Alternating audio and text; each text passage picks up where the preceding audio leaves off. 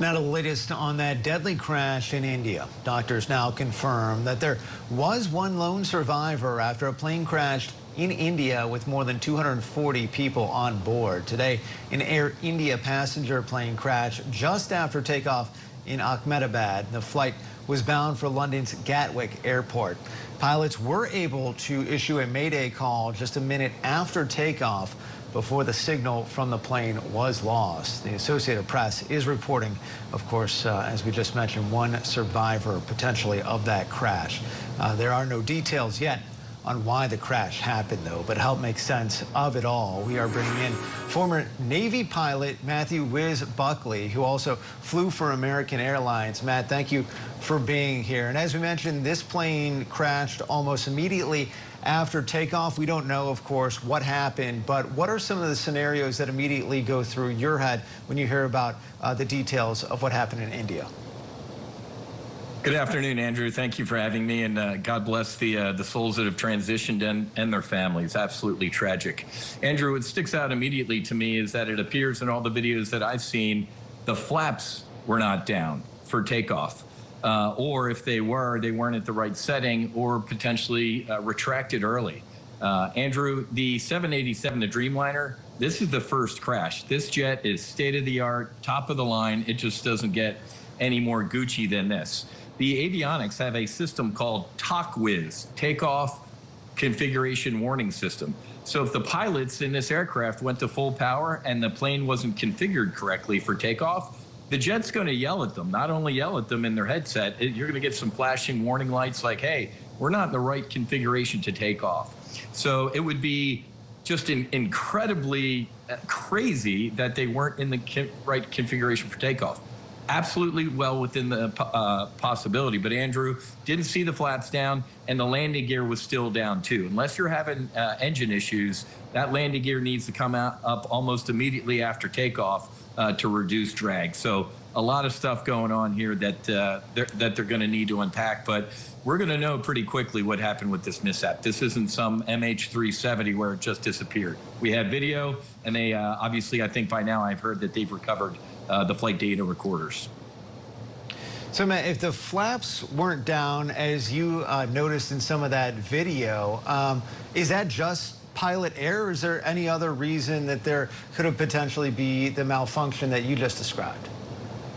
Great question, Andrew, but sadly, 70 to 80% of civilian aviation mishaps are pilot error. So unless there was some flight control computer issue that just decided to retract the flaps on their own, this is looking a little bit more like pilot error than not. As you alluded to, 100% speculation. The only official channel will be the Air India Transportation Board or the Brits if they help them out. But the engines look to be working just fine.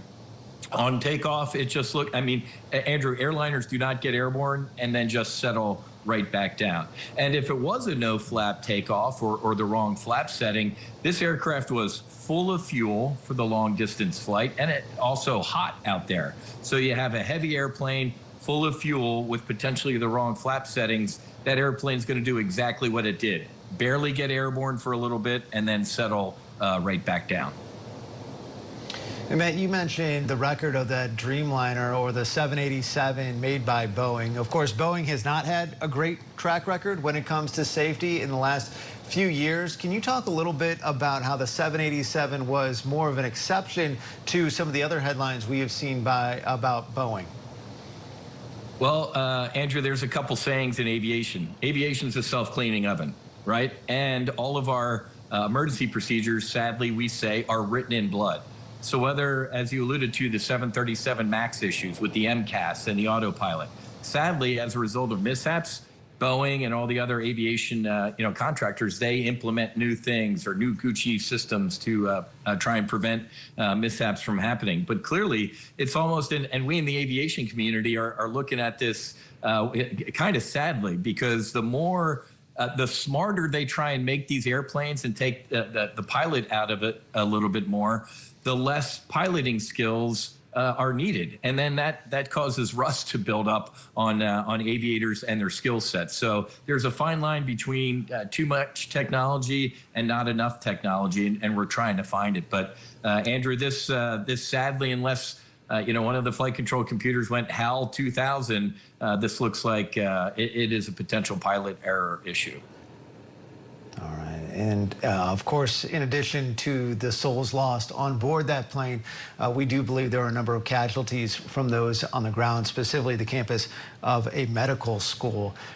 In cases like this, where there's an airport that is so close to a populated area, are there any options as a pilot that you can take to hopefully avoid maximum carnage of what would ultimately happen on the ground? Sadly, in this case, you should not turn back to the runway. They would not have made it anyway at that altitude. If you're losing engines or you have flight control issues, the emergency procedure is to maintain runway heading. Don't put any angle of bank in, because as soon as you put in some angle of bank, especially if you don't have your flaps right here, you're going to fall out of the sky even quicker. But sadly, Andrew, there's really nothing these pilots could have done after whatever caused this had occurred. They just had to go. They had to fly straight ahead. And obviously in India, there's people everywhere. And sadly, I've flown out of Pakistan before, and there are slums like build up right to the taxiway, right to the fence, to the airport fence. So sadly, these things are going to happen if there's pilot error involved, and airplanes are going to land short or take off like this. I mean, apparently about an hour or so ago, a JetBlue flight just ran off the runway up at Boston Logan. My phone's blowing up about that one too. So a little bit of pilot error being sprinkled all around here. But Andrew, real quick, if you look at the NTSB data, don't listen to me, go to ntsb.gov. During the same time frame last year, there were actually more aviation mishaps here in the United States. But obviously something like this, Andrew, with everybody's got a cell phone and we see immediately video about this crash, it's obviously going to get the attention. But I got to remind people that aviation, believe it or not, is still the safest form of transportation. It's more dangerous getting to and from the airport. All right. Important context there, especially for Americans going to the airport today. Matthew, Whiz, Buckley, appreciate your expertise. Thank you, Andrew. Have a good one.